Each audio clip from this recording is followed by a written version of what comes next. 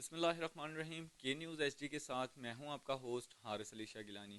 آج ہمارے ساتھ موجود ہیں یہاں پر کسان بورڈ ضلع ساہیوال کے رانا زاہد فاروق صاحب۔ ہم ان سے گفتگو کریں گے کشمیر ڈے کے حوالے سے۔ جی السلام علیکم۔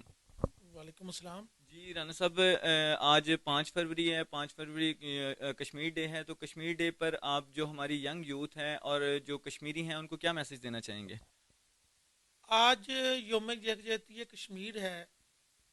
ہم کشمیری عوام کے ساتھ 5 فروری کو یوم یکجہتی کشمیر مناتے ہیں۔ اس کا مقصد ہمارا یہ ہوتا ہے کہ اپنے کشمیری بھائیوں کو ہم بتائیں کہ ہم ان کے ساتھ ہیں، اور قائد اعظم محمد علی جناح نے جو کہا تھا کہ کشمیر پاکستان کی شارگ ہے، جب تک کشمیر پاکستان کا حصہ نہیں بنتا ہم انشاءاللہ تعالی کشمیر کے لیے جدوجہد کرتے رہیں گے۔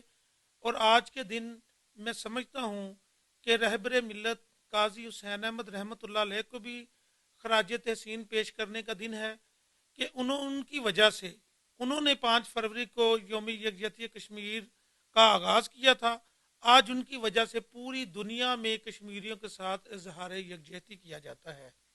اور اس کے ساتھ ساتھ میں موجودہ حکومت سے بھی یہ مطالبہ کرتا ہوں کہ آپ، ہمارے وزیر اعظم صاحب خود کو کشمیریوں کا وکیل کہتے ہیں، ہم یوم یکجہتی کشمیر مناتے ہیں، لیکن کشمیر میں جاری ظلم و ستم اور میری ماؤں بہنوں کی عصمت دری اور نوجوانوں کی شہادت بھارتی فوج کا روزانہ کا معمول بن گیا ہے۔